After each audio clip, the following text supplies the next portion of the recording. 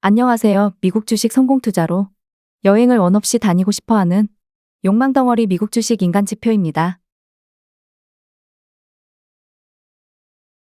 저 또한 늘 주식을 공부하는 입장이기 때문에 시간이 날 때는 유튜브 기술적 분석하는 분들 영상을 보곤 합니다.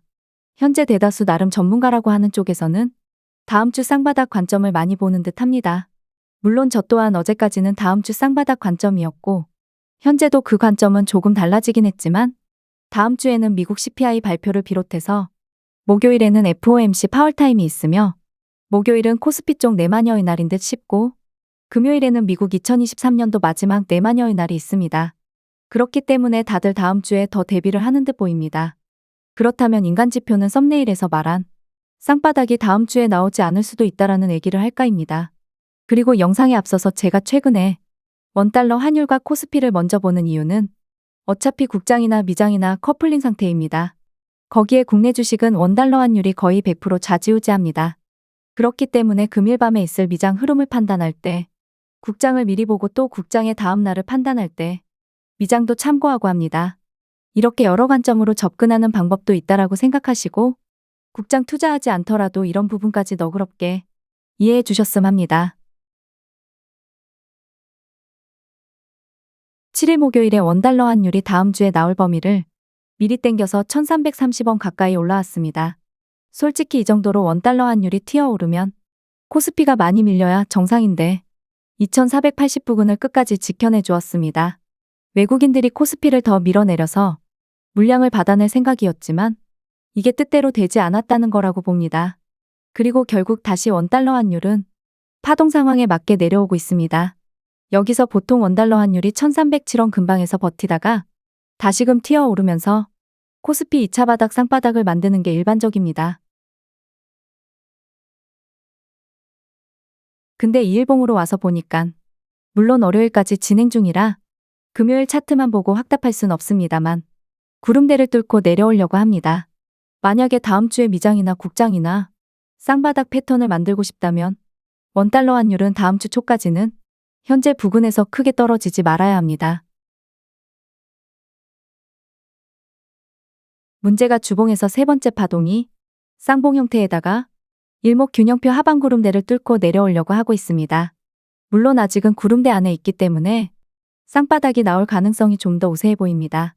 다음 주부터 랠리가 나와도 좋긴 하지만 한 차손을 또 때려 맞아야 한다는 부분은 최근에 계속 말씀드렸던 부분이라서 달러 비중의 일부분을 1300원 넘어가는 흐름에서는 원화로 환전하셔도 좋다고 했는데 어차피 이건 본인 선택입니다.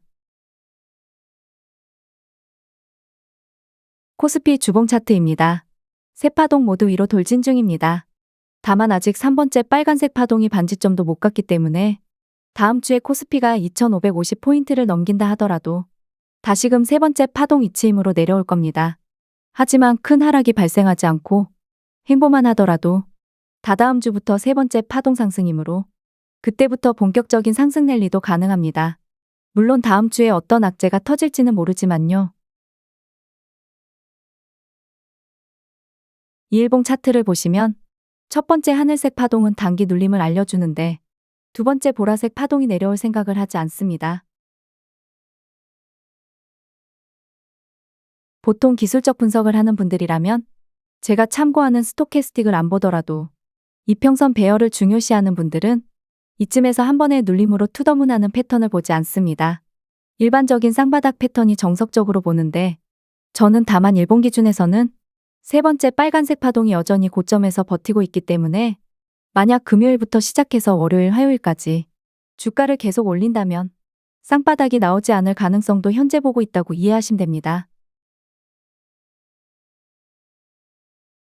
QQQ ETF 주봉입니다.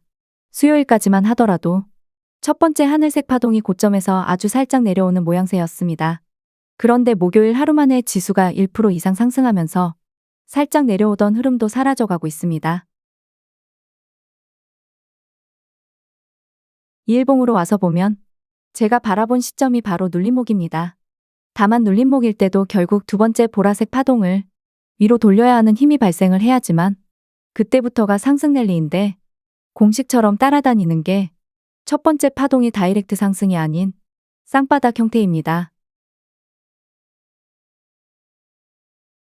일봉으로 보면 더욱 명확하게 보입니다.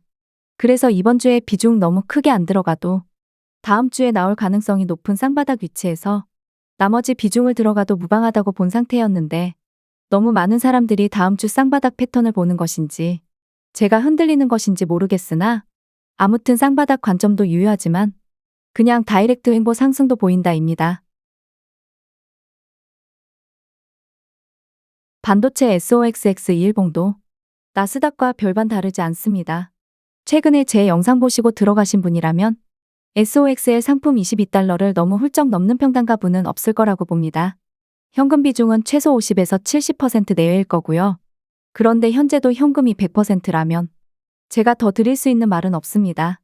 이제라도 매수해요 한다고 해도 저는 답을 드릴 수가 없습니다. 다음 주에 쌍바닥이 나올지 나온다면 그래도 기다려보세요 말할 수도 있겠으나 안 나온다면 제가 조언을 해드릴 수가 없기에 이미 이번 주에 SOXL 22달러 아래이거나 22달러 초에서는 비중을 조금이라도 들어갔어야 한다고 봅니다. 일봉으로 와서 보면 대다수가 다음 주 쌍바닥 패턴을 볼 거라고 봅니다. 저 또한 그랬고요. 다만 목요일 상승과 파동 상태, 원달러 환율 위치를 보아하니 쌍바닥을 주지 않을 가능성도 있다라고 봅니다. 쌍바닥 주세요. 저 현금 비중 아직 반은 남아있어요.